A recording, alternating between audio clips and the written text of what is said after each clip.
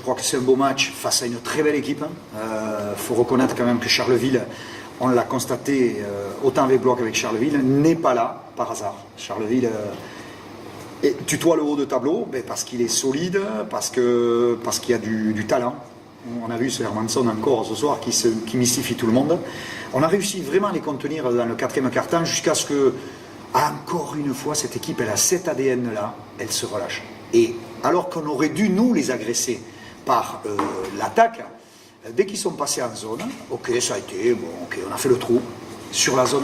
Ils repassent en agressivité sur le membre, et au moment où il aurait fallu les déchirer, être agressif offensivement, on a reculé, et ils sont rentrés au score.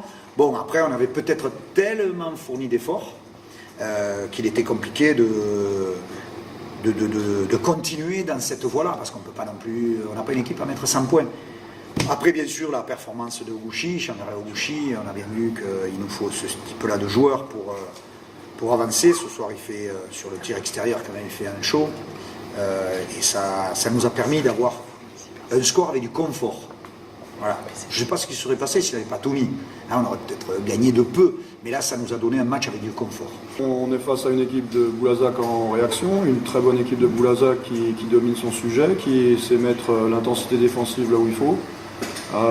Une équipe de Boulazac qui est complètement dépendante de Oguchi ce soir et Oguchi qui met son équipe en orbite tout simplement. On n'a vraiment pas trouvé de solution, il a mis des gros tirs. On n'a pas trop à s'en vouloir sur cet aspect du jeu, même si peut-être un ou deux tirs auraient pu être un peu plus contestés, mais en règle générale on a quand même été... déjà on était avertis, ça c'est une première chose, mais il faut avouer que le joueur en question est extrêmement talentueux et c'est la capacité aussi à Boulazac de pouvoir sortir des joueurs comme ça en cours de saison. Nous on ne joue pas trop dans la même catégorie à ce niveau-là, hein. Dans ce domaine financier on n'est absolument pas en mesure de contester ces apports. Et en ce qui nous concerne, on a quand même montré de la fierté, on a montré aussi qu'on était capable de faire jeu égal et même de gagner un carton d'une manière assez nette dans le dernier carton, tout du moins. On fait une bonne entame de deuxième mi-temps avec une grosse défense, malheureusement on ne trouve pas de points. Les deux défenses s'annient et à ce jeu-là, Boulazac prend l'avantage. Derrière, j'ai vraiment pas grand chose à reprocher à nos joueurs et ils ont vraiment donné le meilleur d'eux-mêmes.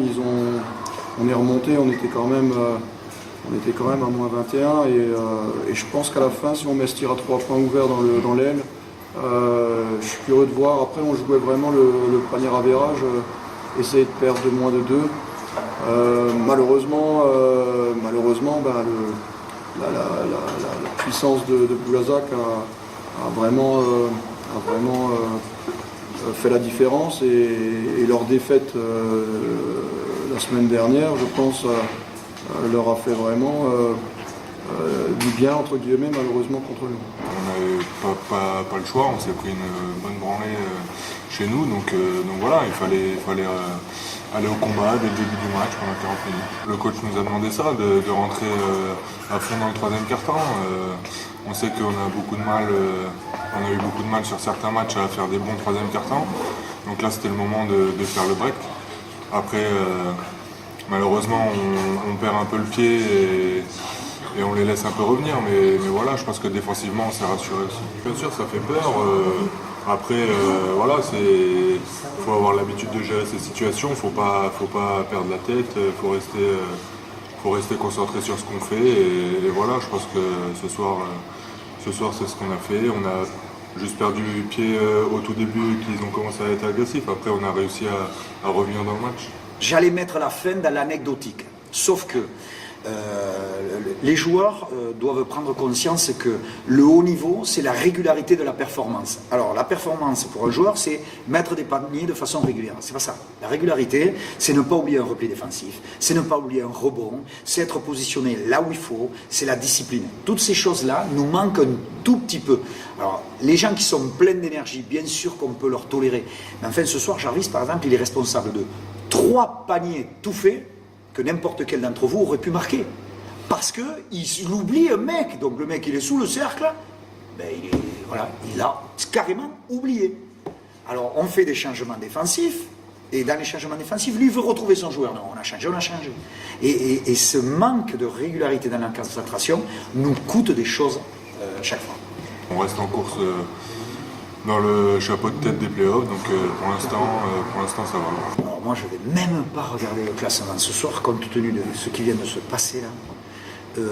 25 Blois a reçu à Saint-Chamond, et Lille a perdu chez lui contre Boulogne. Allez comprendre, et un regard de ce manque de régularité, ben nous, si on gagne en régularité, on pourra exister sur la fin du championnat pour rentrer dans le play-off et peut-être y faire quelque chose.